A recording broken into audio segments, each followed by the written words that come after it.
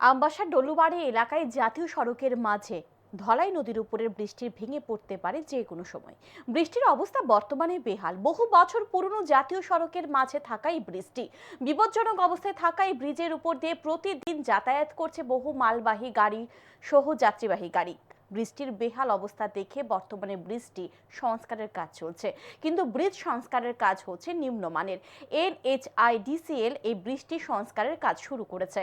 ব্রিজের দুপাশে guard wall দিয়ে মাটি ভরাট করে ব্রিজটি মজবুত করার চেষ্টা চলছে। ব্রিজের এক পাশে পাথর দিয়ে প্যালাসিটিং দেওয়া হচ্ছে, কিন্তু কাজ চলার সাথে সাথে ব্রিজের একটি সাইড ভেঙে গেছে। এই বিষয়ে কাজের দায়িত্বে থাকা এক ব্যক্তিকে প্রশ্ন করা হলে তিনি শাক দিয়ে মাছ ঢাকার চেষ্টা করেন। জানা যায় এই কাজের ঠিকাদার আগরতলার মানবদেব নামে এক ব্যক্তি। তিনি নির্মিত ব্রিজ সংস্কারের কাজ পরিদর্শন করেন কিনা তাতেও রয়েছে সন্দেহ।